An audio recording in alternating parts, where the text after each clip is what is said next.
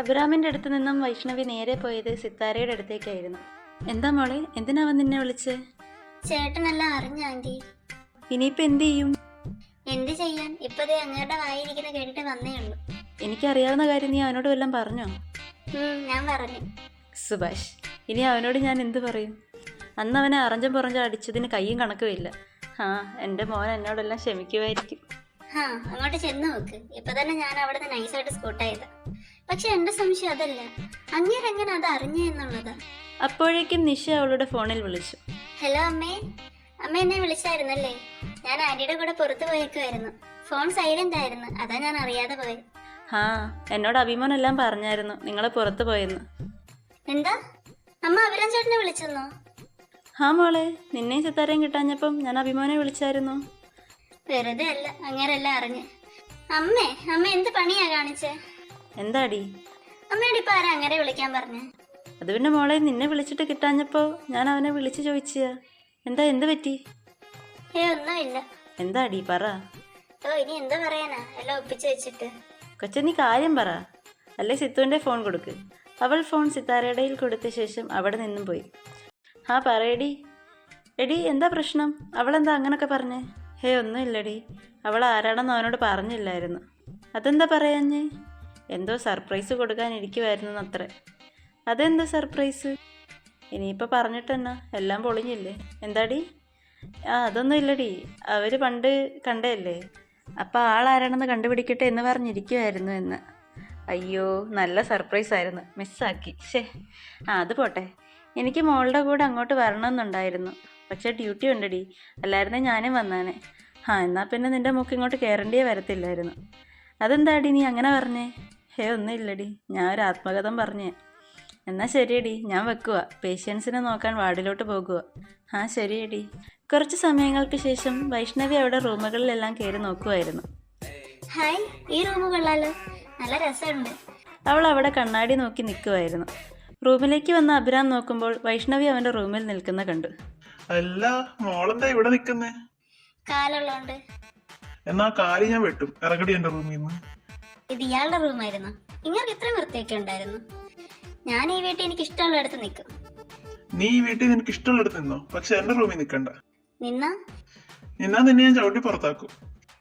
എന്നാ താൻ ചവിട്ടി പുറത്താക്കാൻ എനിക്കൊന്ന് കാണണമല്ലോ. അതിനെന്താ, ഇപ്പൊ കാണിച്ചു തരാലോ എന്നും പറഞ്ഞ് അവൻ അവളുടെ അടുത്തേക്ക് നടന്നു ചെന്നിട്ട് അവളുടെ കയ്യിൽ കയറി പിടിച്ചു വലിച്ചു. ആന്റി, ഓടി വരണേ, നിങ്ങളുടെ മോനെ കൊല്ലാൻ നോക്കുന്നേ. അഭിരാം അവളുടെ വാ പൊത്തിപ്പിടിച്ചു. എടി, മിണ്ടാതിരിക്കടി. സിത്താര രണ്ടിന്റെയും വഴക്ക് കേട്ട് ഓടി വന്നു. എന്താ പിള്ളേരെ? സിത്താരയെ കണ്ട് അഭി അവളുടെ മുഖത്ത് നിന്നും അവന്റെ കൈ മാറ്റി. ഇത് കണ്ടില്ലേ ആന്റി, ഞാൻ ഈ മുറിയിൽ നിൽക്കുന്നെന്നും പറഞ്ഞോണ്ടാ ഇങ്ങനൊക്കെ കാണിക്കുന്നേ. എന്തുവാടാ നീ എന്തീ കാണിക്കുന്നേ? കൊച്ചനെ വിടറോ? ഞാൻ ഇവളെ പിടിച്ചു വെച്ചിട്ടൊന്നുമില്ല, ഇവള് ഇവിടുന്ന് ഇറങ്ങിപ്പോവാൻ തന്നെ ഞാനും പറയുന്നത്. ആന്റി എന്നും പറഞ്ഞ് അവൾ സിത്താരയുടെ അടുക്കലേക്ക് ഓടി ചെന്നു. എനിക്ക് ഈ റൂം തരുമോ? അതിനെന്താ, മോൾ ഈ റൂം എടുത്തോ. എന്തോ എങ്ങനെ? ആ ബോധി അങ്ങ് മോടെ മനസ്സിൽ ഇരിക്കട്ടെ. ഇനി ഈ റൂമിലോട്ട് അങ്ങനെ കേറിയ നീ എല്ലാ ദിവസവും അതിൽ തന്നെയല്ലേ കിടക്കുന്നേ? ഇന്ന് മോൾ അവിടെ കിടക്കട്ടെ, നീ അപ്പുറം എങ്ങനെ പോയി കിടക്ക്. ഇല്ല, എന്റെ റൂം ഞാൻ ആർക്ക് കൊടുത്താലും ഇവക്ക് വിട്ടു കൊടുക്കത്തില്ല. അത്രയ്ക്ക് വാശി കൊള്ളത്തില്ലല്ലോ. ഇവളിന്ന് ഇവിടെ തന്നെ കിടക്കത്തുള്ളൂ. മോളെ, നീ ഇന്ന് ഇവിടെ കിടന്നാൽ മതിയടി. വൈശു ആഹ്ലാദിച്ച്. അമ്മേ, നിങ്ങൾ എന്റെ അമ്മയല്ലേ, പിന്നെ ഇവക്ക് വക്കാലത്ത് നിൽക്കുന്നേ? അന്ന് ഇവള് കാരണം എന്നെ അറിഞ്ഞു പറഞ്ഞു തല്ലിയതൊക്കെ മറന്നോ? എടാ മോനെ. വേണ്ട അമ്മ, ഒന്നും പറയണ്ട. ഇവളാണെന്ന് എന്നെ അങ്ങനൊക്കെ വിളിച്ച് പറഞ്ഞെന്ന് അറിഞ്ഞിട്ടും അന്ന് അമ്മ എന്നെ തല്ലിയത് അമ്മയ്ക്ക് എന്തെങ്കിലും കുറ്റബോധം തോന്നിയോ? പോട്ടെ, അത് അറിഞ്ഞ ഭാവം തടിച്ചോ? നിന്റെ അമ്മയെ ചോദ്യം ചെയ്യാൻ മാത്രം ആയോ നീയെ? തുടങ്ങി പോരാളി. അതെ, ഞാൻ അറിയാൻ മേലാത്തോണ്ട് ചോദിക്കുക. എന്നെ വല്ല ആക്രയം കൊടുത്ത് വാങ്ങിച്ചാണോ അമ്മേ നിങ്ങള്?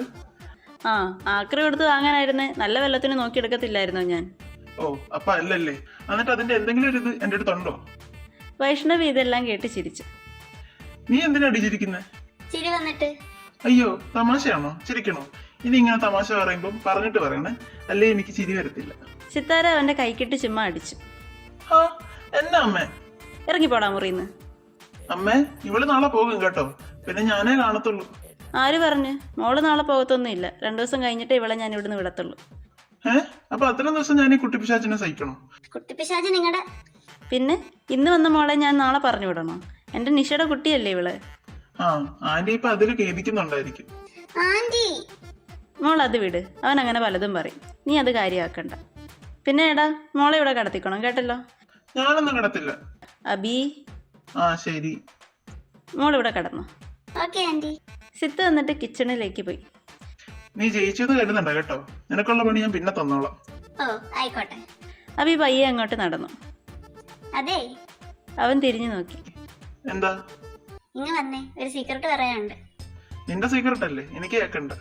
ചേട്ടാ ശരിക്കും പറയാനുണ്ട്, വാ. അബി അവളുടെ അടുത്തേക്ക് നടന്നു ചെന്നു. പറ. ഇന്ന് വൈകുന്നേരം അമ്മ വരുന്നുണ്ട്. ആന്റിയോട് പറഞ്ഞിട്ടില്ല. അമ്മ വരത്തില്ലെന്ന് ആന്റിയോട് പറഞ്ഞേക്കുന്നു. ആന്റി അറിയാതെ വേണം അമ്മനെ വീട്ടിലോട്ട് കയറ്റാൻ.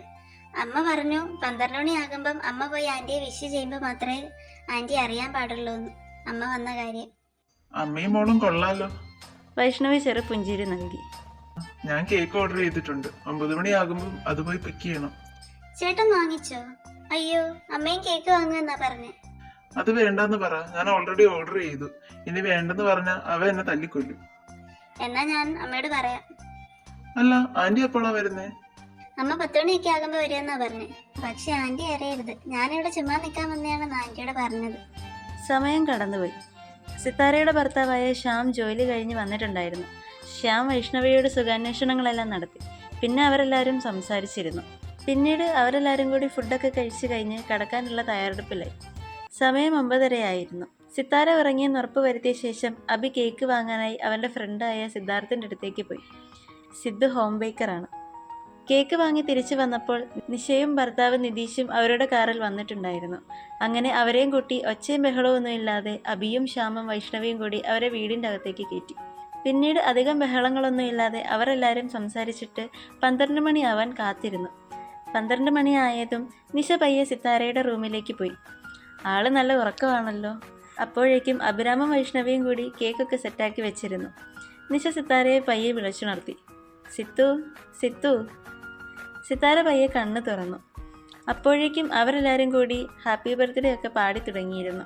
സിത്താര ഉറക്കപ്പിച്ചയിലായിരുന്നതുകൊണ്ട് പെട്ടെന്ന് എന്താ അവിടെ നടക്കുന്നതെന്ന് മനസ്സിലായില്ല. പിന്നെ നിഷയെ കണ്ടപ്പോൾ അവൾ നല്ലോണം സർപ്രൈസായി പോയിരുന്നു. D നിഷേ, happy birthday സിത്തു. അപ്പോഴാണ് സിത്താര ഇന്ന് അവരുടെ ബർത്ത്ഡേ ആണല്ലോ എന്ന കാര്യം ആലോചിച്ചത്. സിത്താരയുടെ മനസ്സ് നിറഞ്ഞിരുന്നു. നീ ഇങ്ങോട്ട് വരത്തില്ലെന്ന് പറഞ്ഞിട്ട്? അത് നിനക്കൊരു സർപ്രൈസ് തരാൻ വേണ്ടി പറഞ്ഞാടി. അതുകൊണ്ടാണ് ഞാൻ മോളെ ആദ്യമേ പറഞ്ഞു വിട്ടത്. ശേഷം ബർത്ത്ഡേ കേക്കൊക്കെ മുറിച്ച് ബർത്ത്ഡേ അങ്ങ് ആഘോഷിച്ചു. നാളെ നമ്മളെല്ലാവരും കൂടി ഒരു ട്രിപ്പ് പോകുന്നു. എന്താ, സെറ്റല്ലേ? എല്ലാവരും സമ്മതം മൂളി.